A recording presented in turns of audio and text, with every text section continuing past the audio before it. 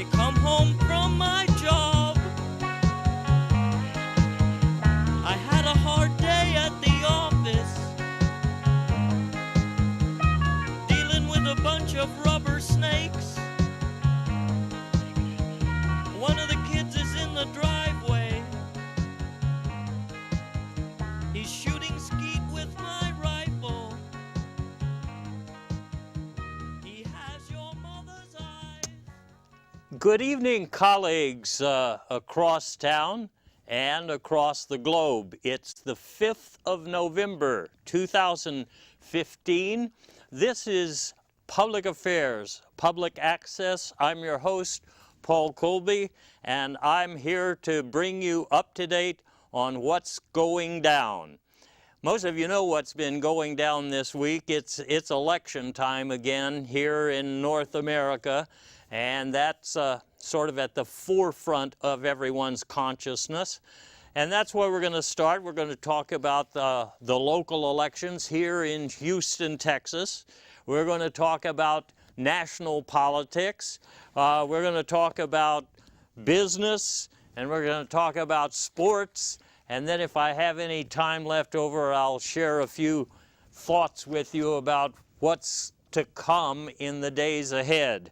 As usual, we cover a lot of ground, as much ground as we can, and we try to bring you the inside story or the unreported story, not the stuff you already know or already have been told. So if this is your first time here, settle in. You're going to need a lot of popcorn and maybe a couple of beers to get through this. If you've been with me on this trip before, you know what to expect. So, without further ado, let's talk about the local elections here in Texas, and I mean Houston, Texas, where about 25% of the people decided to make it down to the polls. Isn't that something? I guess that's a big number in some people's view. In my mind, it's pretty tiny, wimpy performance on behalf of the electorate. But the election here in Houston was not so much, or did not strongly feature the mayoral race as much as it did other icings on the cake. In the mayoral race, we got pretty much what we expected, and we're going to have a runoff in December.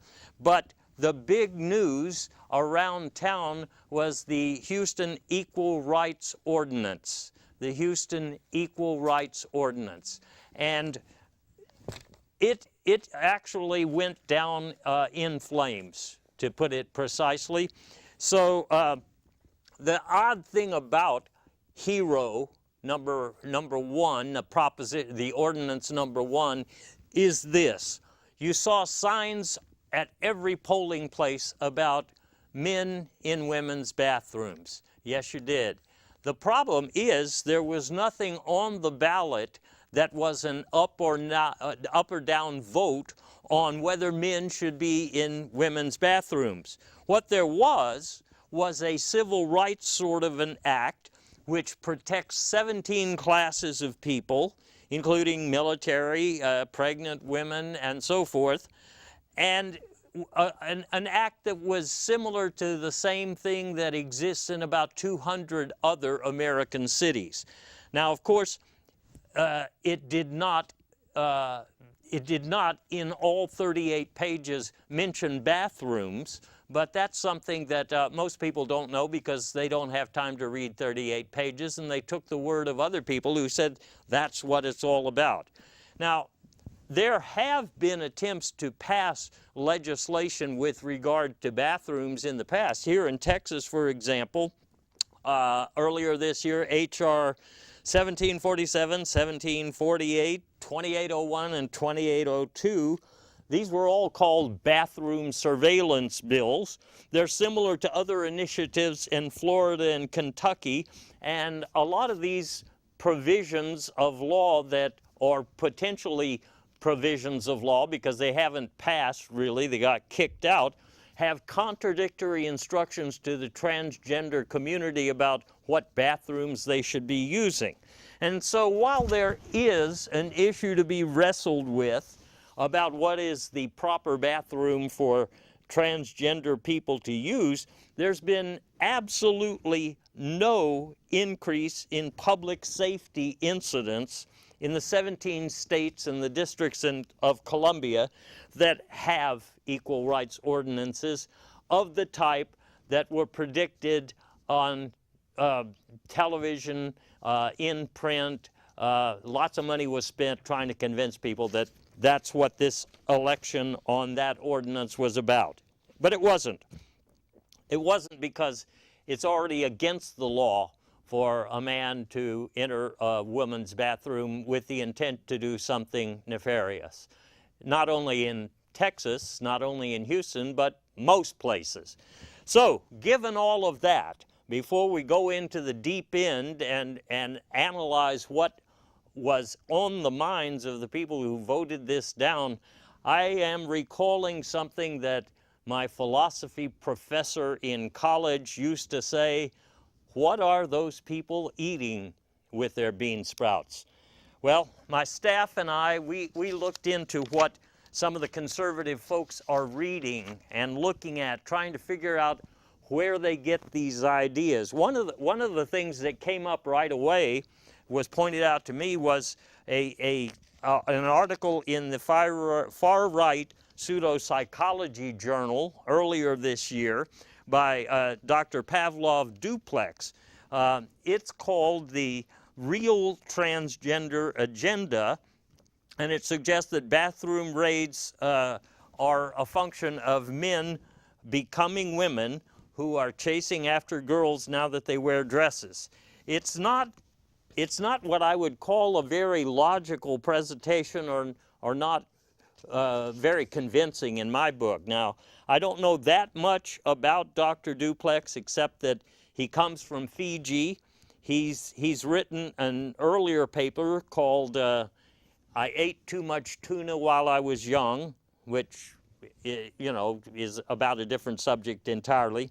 I know that at one point he was a member of the fully heterosexual marching band of Pasadena Junior College, but I can't make sense of anything he says. For one thing, most of the examples that he gives are from Eastern Europe, and he says a bunch of strange things about the dresses that are being worn being too uncomfortable to permit logical thinking. And anyway, my staff and I discarded this right away. There's nothing in it that makes any sense to me, but we were directed to something else that's being widely read in conservative circles, an article that appeared in the Lake Memphis Tatler.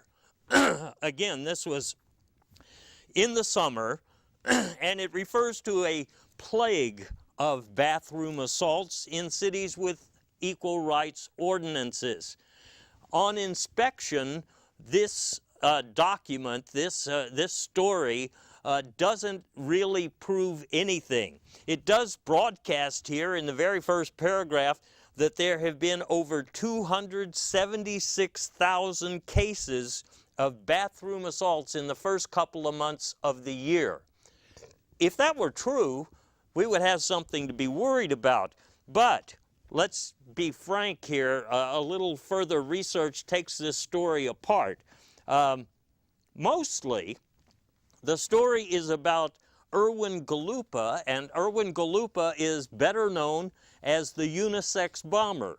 What he did back in January and February was to assault, I mean blow up, 5 or 6, it's not clear, unisex bathrooms. And he had a manifesto and so forth. You probably saw it on the internet if you're really hip, but most of you haven't seen it. Well, here's how it works. 5 or 6 cases of an assault on a bathroom, unoccupied, and then a manufacturing spokesman, one of these guys whose company manufactures unisex bathrooms, said that an assault on 5 or 6 of them is more or less an assault on the other 276,000 unisex bathrooms that he's built, and he considered it that way. So the story doesn't really hang together. Now, I will admit, There is a reference in the story to 47 incidents which could be construed as males entering women's bathrooms. But on closer inspection, even those don't make any sense. 13 of them involve Sasquatch, you know, the abominable snowman sort of a creature. And what's interesting there is that when Sasquatch tried to enter some bathrooms, people just assumed he was a male. He was a he, okay? For all we know of Sasquatch, I mean, they're pretty ugly. It could have been a she, not a he. There were 7 incidents cited from the Old West, the late 1800s. And this involved cases where people went into a bathroom, they weren't very well marked in that time frame, went into a bathroom by accident and then said, "Oh, excuse me," because, and besides which, even though some bathrooms were labeled, there were a lot of guys in the Old West who couldn't read. So, you know. And then there are 27 cases that are explained as being part of the U.S. military's secret Butler robot program. There were these robots from about 1958 to 1962 that were going to do various tasks for military intelligence. Somehow their wiring was messed up, and a lot of them found their way into women's restrooms accidentally. Of course, now these were machines, so they weren't really male or female, but they were ugly enough that they were presumed to be male. Anyway, what I'm telling you is this Lake Memphis Tattler article amounts to just about nothing. We were pointed elsewhere to a story in the Dolphin Beach Spectator. I looked this one over carefully. This one is referring to male dogs invading women's restrooms. And what some conservative folks told my investigators was that many men dress up as dogs, you see, and then surreptitiously enter women's bathrooms, posing as dogs, at least until they get inside. Well, that doesn't really explain it to me, because once they're inside, it'll be pretty obvious. I mean, most of them don't know how to bark, so they don't do a very good dog imitation, according to some of the FBI reports that my staff and I were able to have a look at. So, once again, a dead end, a dead end. I know there is another book out there that is very popular. It's from Dr. Eustace Pram. Eustace Pram, well, I don't know much about his background, to tell you the truth. We've tried to find out, but he says it all started with cha-cha music, and it's about the truth about why millions of Americans are changing their sexual identities. And he makes a bunch of weird claims in here. I mean, you can go to Huckaboo Books on the internet and look up a little bit more of the language, because they've got it posted there. But it pretends to tell the story for ministers, so this is directed at men of the cloth. It says, "Be the first in your ministry to get the facts on the men in black and the men in bathrooms." He makes some connections in the book to UFOs. The Dog Star is mentioned there, but there's no clear statement of the Dog Star's role in any of all of this. He talks about show business opportunities in one of the chapters. We couldn't make any sense of that. But I guess his basic thesis is that cha-cha music back in the 50s and 60s, if you weren't dancing then, disrupts hormones in the body, and then God knows what happens after that. So actually, all of the stuff that people are eating with their bean sprouts out there didn't make very much sense to us, couldn't really explain how people got hoodwinked on the question of this so-called men in women's bathroom issue. But we continue doing our own research, and of course we as you know, we frequently turn up secret documents that very few people have seen, and one of them was quite disturbing.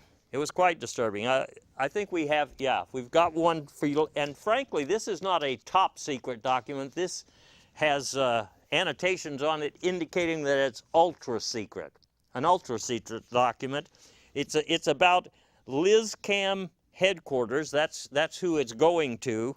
And the subject is bathroom abductions. Abductions. Okay? Sound like UFO terminology to you? Anyway, it's reporting here about Lizzies, and I think that refers to you know, some of the reptilians. If you've done your own UFO research, you know about these shape-shifting Lizzies, lizards, you know, reptiles.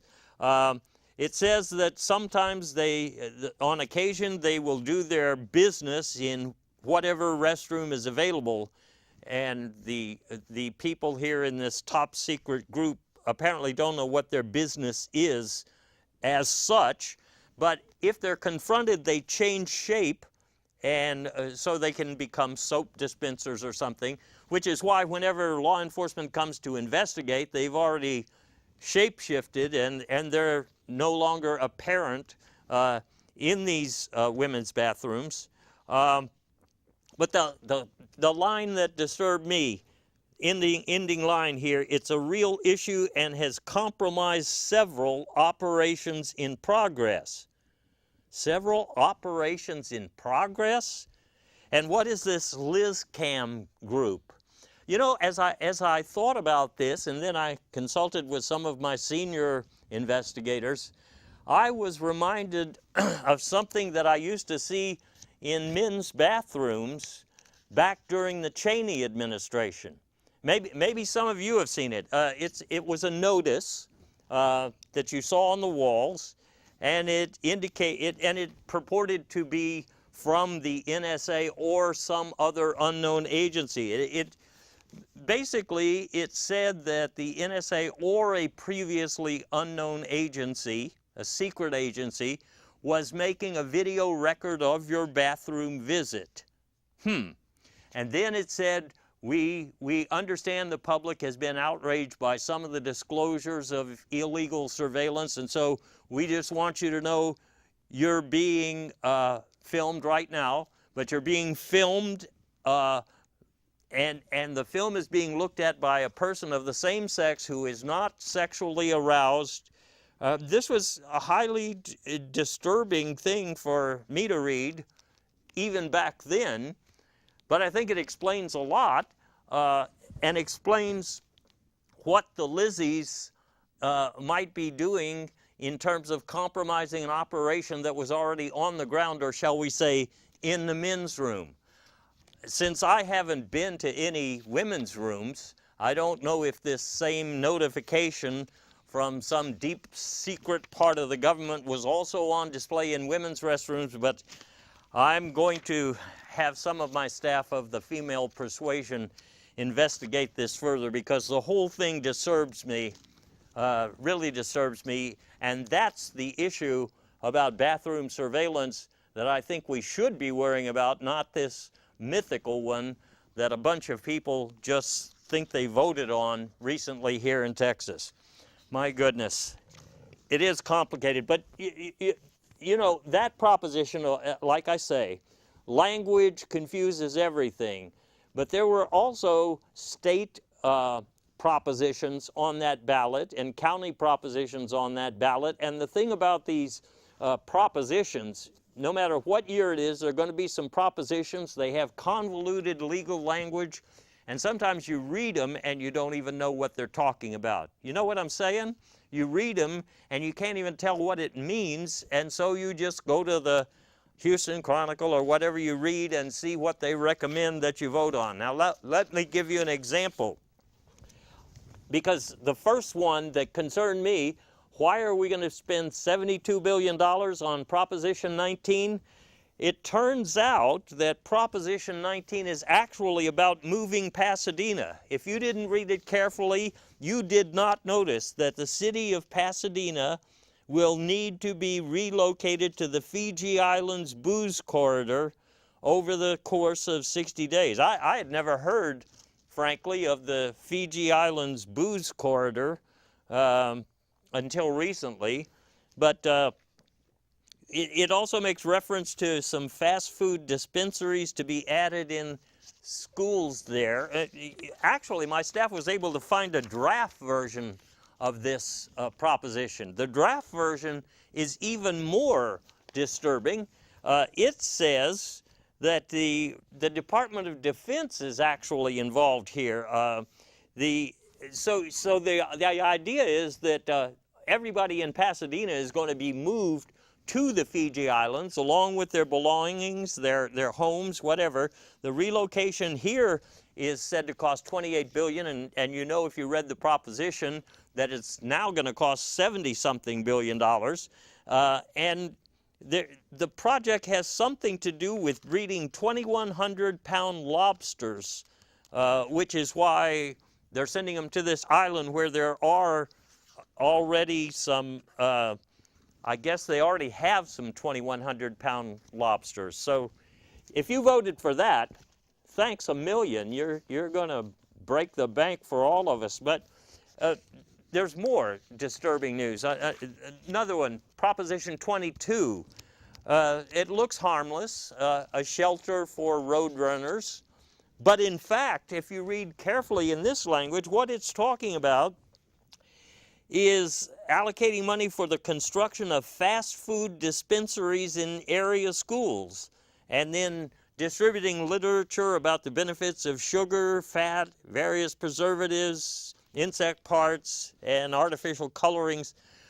In other words, they want to put fast food restaurants in the schools, you know, because the fast food industry is kind of suffering bad publicity now with all of the nutrition information people find on the internet, and with so many people obsessed with losing a few pounds, et cetera, so they're going to compensate for that by putting fast food dispensaries in the schools. Did you know that's what you were voting for? I don't think so. Let me just give you one more example, because this is terrifying, and I don't know if I should read this secret part. I'm not going to read the secret part, but right here in the middle, if you had read the language carefully, it mandates that on school boards in this area, at least one shape-shifting reptile is going to sit on every school board in the state of Texas. You probably remember that I was just talking about shape-shifting reptiles a minute ago. It seems like some threads are coming together here, not that I completely understand it. In any case, I'm telling you, in the future, be careful what you're voting for in those propositions. They almost all involve lots of money, and they almost all involve something that you didn't think you were going to be financing, all right? Hey, enough about local politics. Let's talk about national politics, because things are lively there too.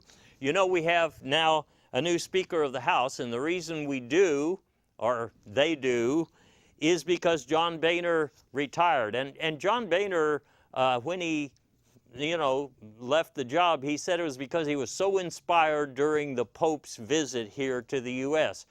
But I think there's a backstory that most of you don't know. You see, what John Boehner used to do before he was in Congress, that's where you want to go. It turns out he and Mary Garcia are the original founders of the Grateful Dead. And it's not a coincidence, is it, that the Grateful Dead are now scheduling a reunion tour to go this year and through parts of next year. You can go to Mary Garcia's website, and you might find a picture of you-know-who playing the banjo, and there aren't that many Grateful Dead songs with banjo solos, but I'm sure we'll find out more because, my goodness. Well, anyway, I was talking about Paul Ryan, okay?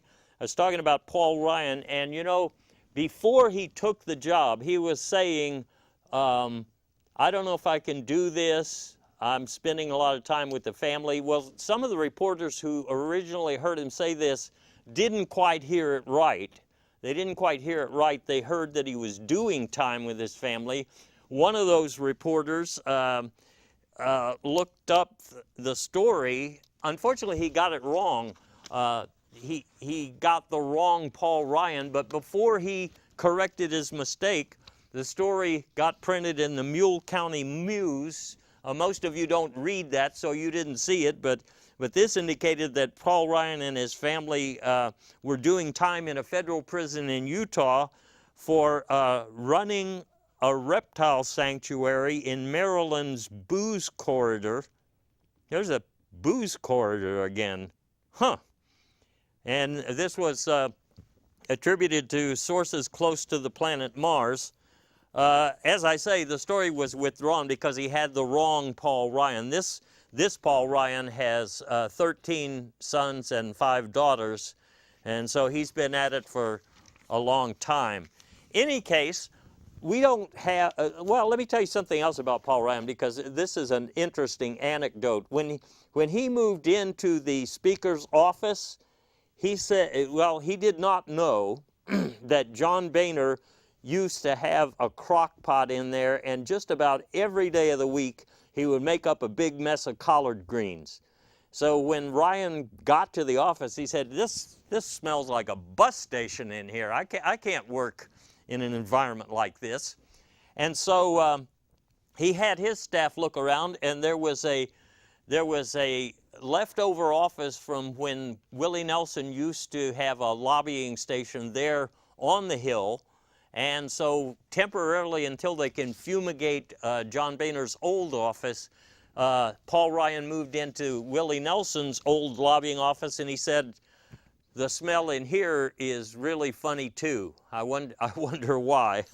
Anyway, we don't just have a new Speaker of the House, we have several new offices, actually. Several new offices.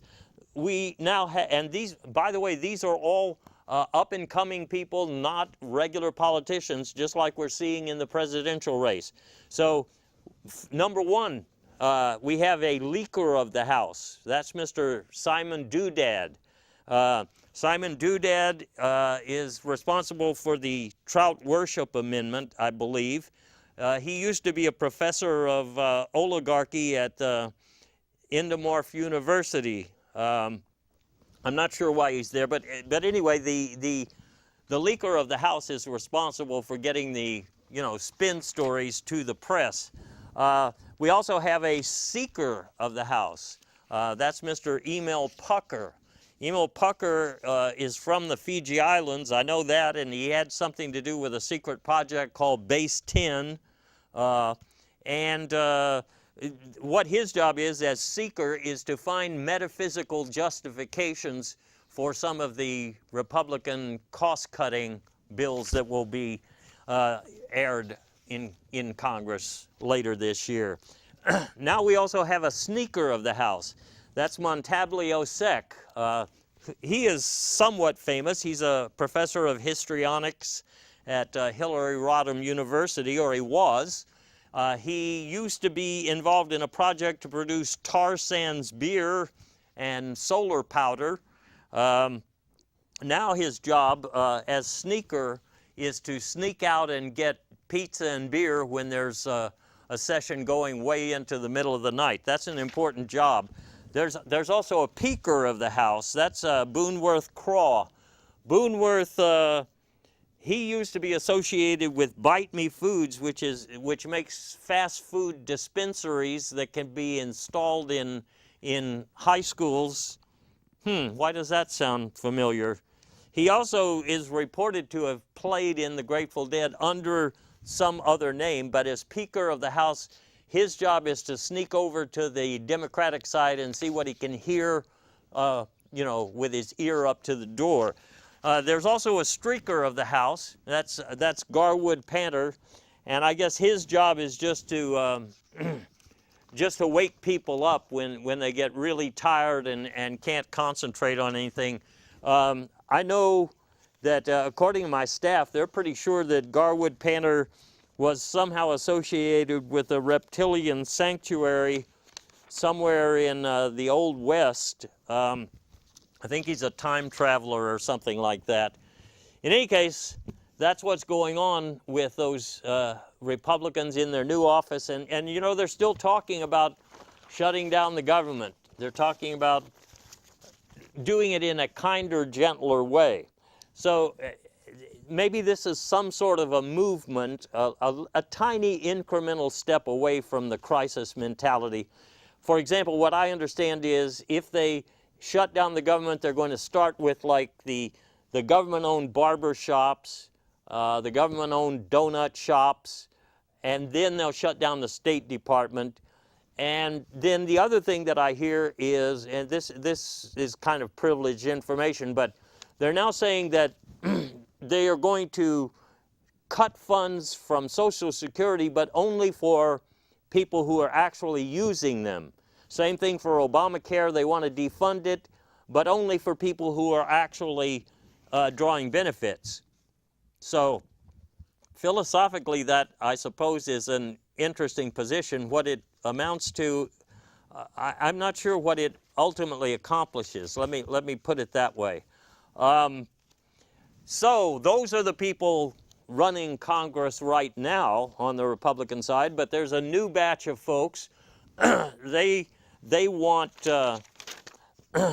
they want to run things too. But before I get too far away with this this new bunch that wants to come in, I want to talk about the confrontation with Hillary Rodham Clinton, which was obsessing the Republicans already there. And frankly, in an election year, their confrontation with Hillary Clinton didn't go very well, which is why the presidential candidates are talking about it. But in case you missed some of the high points where Hillary really put it to them, I think we've got some of that on tape, don't we? Yeah. Madam Secretary, can you assist me by pointing out some of the damaging memos in this stuff that you produced to us? No, I'm busy writing an opera at the moment. Madam Secretary, would you agree with me that 2 + 2 = 4? Only if we're talking about base 10, and the location of base 10 is classified. Madam Secretary, can you make yourself available to testify 7 or 8 more times? I'll be a little busy for the next couple of months. I'm setting up a bunch of Swiss bank accounts. Huh. You see what I'm saying? She really took them to the cleaners. And that's why there's so many changes taking place right now on the Republican side of the aisle. But you've been watching the presidential candidates debate for a while, and it looks like every time you turn around, somebody new is on the rise and taking over the lead that Donald Trump used to have. Now there's another outsider who just seems like he showed up from nowhere in the last debate and pretty much took it over himself, and that's Mr. Eustace Pram. For some reason, that that name also sounds familiar, but if you didn't see Mr. Pram in action, you really missed something. I think we also have some video of I'm looking for it. The situation is like this. Pram just came in there, and Donald was doing his big talk, you know. So while Donald was doing his big talk, it's like Mr. Pram took shots at everybody. And we're looking for that video right now. See if we can find it for you. If not, I've got it. yeah. First of all, there was a question about Afghanistan policy. He really lit up the room here. Well, I would just go down to Afghanistan and beat everybody up. That would take care of it, and then I would make them all get Comcast or Verizon, and they couldn't fight. They would be on the phone all day to customer service. Pretty amazing, huh? But he didn't stop there. When the question of dealing with Vladimir Putin came up, he out-Donald the Donald. Listen to this one. I would not have to talk tough with Mr. Putin. No, because I have a video of him going into the women's bathroom, and I would just say, this is blackmail, buddy. Going into the women's bathroom. I hadn't noticed that. There was another punch directed at one of the other people on the stage. I love this one. Everybody up here knows I have better taste in clothes than this Ferrino Rini. And it's gonna stay that way. Gonna stay that way. Yeah, so there's a new front runner, and you probably saw it here first because the networks didn't want to cover this, and they tried to cut him out of the debate. But the folks still in there, they're up to their usual. Ben Carson now has a problem. That is, he has ties with a nutritional supplement company called Banana Tech, and the claims made by Banana Tech, well, I mean, I've taken a lot of supplements in my day, so they don't surprise me, but they do say that you can learn not only Swedish but 14 other languages in just a couple of weeks if you take this supplement. You can lose up to 75 pounds pretty much overnight, and collecting $75,000 for total strangers. I think that's the one that brought the regulatory agencies down on them. But Ben says he has nothing to do with the company. I don't know if you can believe that or not. The big talker, of course, is still Donald Trump. You know, he started off in this campaign of his by talking about certain people and then saying that they were amazing for the most part. Have you noticed that? For example, he said the Mexican people who work for him were amazing except for all of the illegals, and the Muslims are amazing people except for all of those radicals, and the crowds at his rallies, they're definitely amazing people. But you know, that doesn't cover all that many people. It might include some defrocked Jesuits. It might include Tea Party electricians, whatever, you know, nut job, booze dictators. But it's not really that many people who have been identified as amazing by the Trumpster. Now, he also likes to say all the time, and he still says this, that people love him, but I think they have inside polling that suggests it's not really all that clear. We got a copy. This is a purloined document, if you want to know the truth. It's marked confidential. It's about people who love Trump or hate him. There are some surprises here. Well, the fact that 91% of Europeans don't love him doesn't surprise me all that much. Fraternity boys seem to be sort of in the camp, 41% of them anyway. The biggest number, I guess, is going to go to camel riders, and I'm not sure why that is, or to drunk drivers, who seem to be overwhelmingly in his camp. Now, since Trump has been leading for so long, you heard him say earlier this week that some of these candidates who are only polling 1% or 0% or whatever, they may as well drop out. You know, that was his suggestion. Now, it looks like he went a little further than just suggesting that they drop out. My staff was able to get hold of another document. This is only a picture of it, but we have the actual document. And by document, I mean a check that the Donald wrote to Marco Rubio. Apparently, he wants him out of there pretty bad. He keeps saying that he's weak on immigration, et cetera, but in this case, he wrote him a check for $8,000, and it looks like Marco Rubio didn't take it. And I think I know why. I know why. There's another story that broke this week about Marco using the Republican Party credit card. And if the numbers look right to me, it seems like that $8,000 wouldn't have covered all of the problem that Marco has, so he may be holding out for a little bit more. And maybe he'll be out of the race as soon as Donald can cover up his debt. In any case, there are others still in there fighting their battle. Ted Cruz has announced support for making two new states, 51 and 52. And why is that? Well, he said, I have an answer to the Mexican immigration problem that can work instantly. And his idea is Mexico becomes the 51st state. And therefore, because it is the 51st state, then all of the immigrants coming over here to work are not illegals. They're just part of the 51st state. He's got a point. It solves the problem overnight. But his 52nd state is Canada. That's a little harder to understand, although he says if Canada were the 52nd state, then people could compare the free health care they get in Canada with Obamacare and throw both of them out. And he also says it would allow more people to be able to run for president here in this country. I wonder why that's important to him.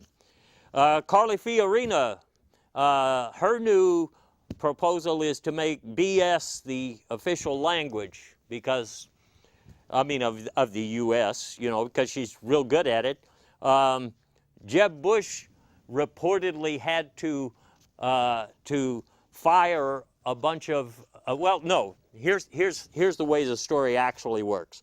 A bunch of donors said they are having trouble giving money to Jeb because it doesn't look like it's going to get them anywhere.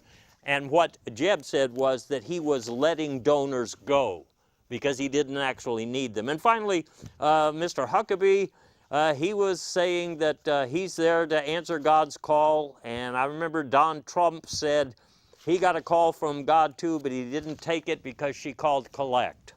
So there you go. Now these people aren't through debating yet, but they want to change the rules because it's been pretty rough on them. So there are going to be some new rules for the next Republican debate. First of all the questions have to be in iambic pentameter. That's pretty strange. Then they borrowed a couple of rules from the NFL. First one is that each candidate will get 2 timeouts that they can use after a really strenuous question. And there's going to be a 2-minute warning, which means that after a candidate is already 2 minutes over their allotted time, they're going to get a warning that they have to stop. Reminiscent of an old game show, Who Wants to Be President of the United States, these candidates are going to be given an opportunity to have one lifeline call. If they get a really tricky question that they don't have an answer for, they can call out and get one. And finally, the rest of the candidates are demanding that Donald Trump be forced to use a teleprompter. I wonder why that is. Anyway, this kind of activity on that side has the Democrats crowing and riding a new horse into town, if you want to say that, or taking it to the bank, whatever. And I don't mean just Hillary Clinton. I mean, well, Bernie Sanders is feeling so good he wants to give away the store. Well, not exactly give it away, but it's more like taking it to the bank. He's saying because of all of these payday swindler stations that take poor people's money at unbelievable loan rates for cashing their checks, he's going to propose instead that we have post office banking, which incidentally we used to have up until somewhere in the 1960s. I forget exactly when. But he's going to have an updated version that includes a whole lot. For example, in anticipation of registering all the guns in the country, you'll be able to go register your guns right there at the post office. You'll be able to get lotto tickets. You can make your illegal campaign contributions there. Presumably there's going to be marijuana for sale, recreational marijuana in a lot of states pretty soon. So the post office bank can sell you the marijuana, you know, the other green stuff. And since the Republicans are determined to cut funding for Planned Parenthood, you could probably also be getting your birth control pills from the community post office bank. Full service, that's what that is, full service. So that sounds sort of like politics not as usual. You know what I'm saying? That's a new kind of politics. And incidentally, there are a couple of changes on the political horizon that haven't been noticed. An important one is a bill that just got passed.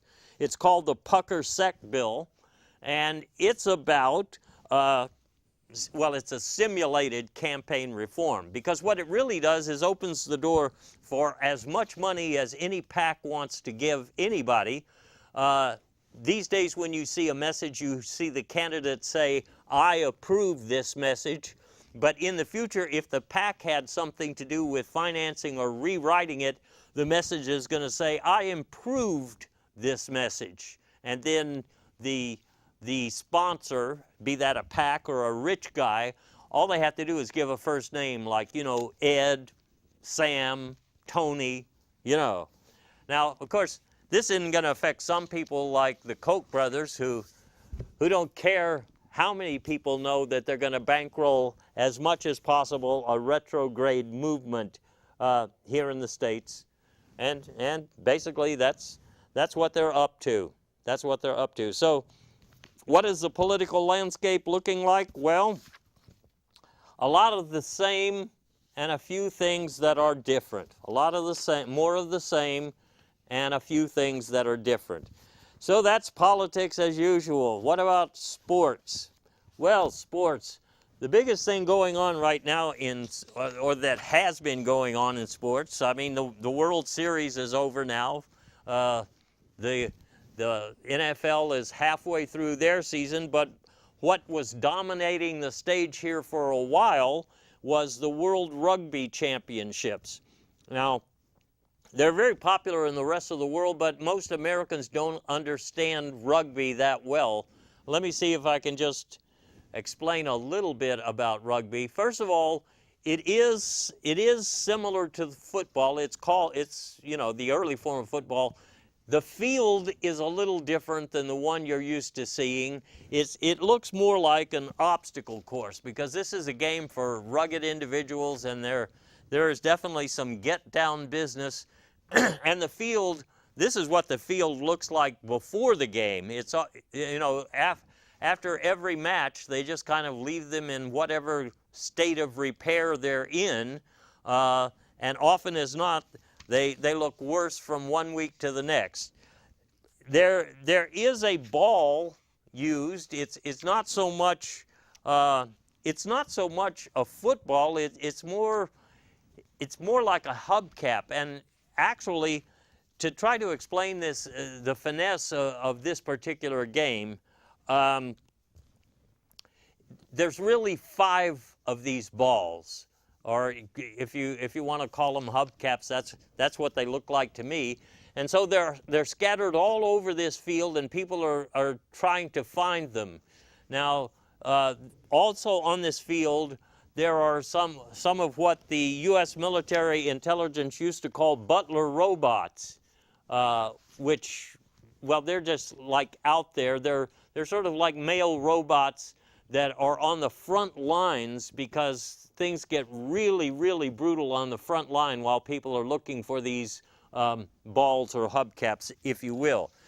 The actual game itself it's like a complicated dance movement. The point is that people, they don't wear shoes. They try not to step on one another, but they move at very high speed while they're looking for these balls. I suppose the game doesn't make a lot of sense to many people until they watch it, and it looks sort of like a destruction derby, you know, stock cars in a destruction derby, except that they're humans, and there are no bathroom breaks. These games last sometimes for as long as 5 hours without a bathroom break. Up in the stadium, of course, they do have bathrooms, but they're not widely used.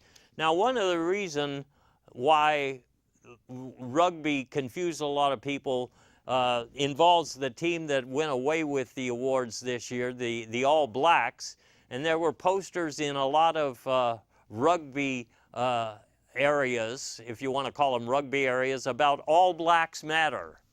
The one thing that Americans did understand, which I want to digress for a minute here, was that rugby is named after Eleanor Rugby, and most people know that from the Beatles song Eleanor Rugby, which was about one of the matriarchs of the sport who, according to legends, either worked with people from the Dog Star or some sort of reptilian representatives of something. Anyway, that's rugby for you. And that's enough sport. Well, before I leave sports, let me just say one thing. It looks like all sports in the country, you know, none of them are free on TV now. It's basically they're on cable or you have to pay for them, all right? And you'd think these people have enough money, these professional athletes, but there's always more money to be made. So next year, there's not only going to be a Super Bowl and a World Series, there's going to be a World Series Super Bowl, by which I mean, and this is being negotiated right now, the winner of the World Series will play the winner of the Super Bowl, but they will be bowling. They will bowl against each other. So I'm sure a bunch of you are looking forward to that, aren't you? Darn. And by the way, well, it's sensitive. I can't tell you, but I'll tell you more about that next time. Okay, so much for sports. What about business? There is talk. Well, it's being negotiated. It's almost a done deal. Budweiser and Miller, they have most of the beer market in the rest of the world. One thing that's happening here in the United States is that craft beers are very popular, so American Swill is not that popular anymore. But if these two giants get together, they'll pretty much have everything. And you know, anytime giant corporations get together, it just makes me nervous. Sometimes it makes me angry, and sometimes I just have a sense of foreboding about it all. And I actually had a nightmare about this. Now, I certainly don't know what's going to happen. Who knows what they're going to market or why they're going to market what they market. But I did have this dream, and I want to tell you about it. In this dream, there was this beer ad directed at Europeans, okay? And it was a beer made for Europeans by Americans. That would be, God knows, maybe this new conglomerate, and it was called Swill Storm, which is what, well, and actually on the label in this dream, it said that it came from the booze corridor, which I think we've heard something about here earlier tonight, the booze corridor. But anyway, what made this kind of a nightmare was that I saw the same bottle being used to produce for the public an insect repellent. It was Show Them No Mercy, talking about those garden slugs and those fleas and those, well, rodents, God knows what, which was guaranteed, and it looked to be the same thing as what was in that other bottle. Just a nightmare? I don't know. Maybe it was and maybe it wasn't. Anyway, I don't need to have you endorse my dreams. You probably have bad dreams of your own about things. But anyway, Apple, that's another thing that's big in the news these days. Apple is just reporting zillions of dollars in earnings. I mean, I think they're the first company to actually report zillions of dollars. And one of the rumors going down, you see it repeated in some of the financial magazines these days, is that Apple is interested in buying the Amazon basin. But according to my sources, that's a cover story. They're really trying to purchase Wyoming. So when they offered $650 million for the Amazon basin, well, obviously, people knew that wasn't going to be enough, right? You can't get the Amazon basin for $650 million. But what about Wyoming? You see, there's not really anything there except a Dog Star museum and some manufacturers. I'll get to them in just a minute. So it's very likely you could purchase you could purchase Wyoming for a small price. The other thing, Apple, this is being rumored. Apple wants to make China the 53rd state. What would that do? I'll tell you what that would do. That would mean that that when stuff is produced in China, it's not really being produced outside the country anymore, because China would be part of the country, the 53rd state. I'm not sure who they're negotiating with. Final business story, I think this needs to be mentioned. Panic in the unisex bathroom industry. A couple of reasons. One, we mentioned the unisex bomber who knocked out 5 or 6 unisex bathrooms.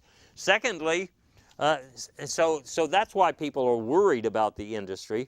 But on the other hand, a lot of people think replacing some of the bathrooms we have with unisex bathrooms is going to create a whole new industry, and we've already talked about bathrooms before. So that's enough business. You know, it's this time of year, I start getting calendars from all of the people that I gave money to, all the organizations that I gave money to. Well, normally I just put them aside until it's time to put up a new calendar, but this year I was tempted to look at one of them just for the hell of it. It came from, you know, I contribute to the Americans United to Promote Division, and they sent me a calendar. I looked at it and I thought, this is interesting. October only has 17 days. Huh. So then I checked a calendar I got from the Friends of a Dying Earth. I looked at this one, and a number of days are missing. Like, after all these years of daylight savings time, you'd think we'd accrued some days, but it looks like we lost a number of the days. And then, well, I was so amazed, I looked at the calendar I got for the Society for the Prevention of Cruelty to Endomorphs, and this one confused me because now the days are in random order as well as having some missing and not enough days. So for whatever that's worth, I think it says that this coming year, 2016, might be really different. At this point, I can't tell you much more than that. My people are still looking it over, you know, and if we can figure out what's going on, we'll certainly tell you. I mean, it looks like we already went past the end of the Mayan calendar, and now we've run into some kind of other strange calendar that I don't know very much about at this point. So, as I'm wrapping it up, I want to tell you that this is Select Your Epitaph Week. You know, that's what it is. And so, you know, there are certain people out there who have epitaphs that are like Frank Sinatra's "The Best Is Yet to Come," or like Martin Luther King's "Free at Last."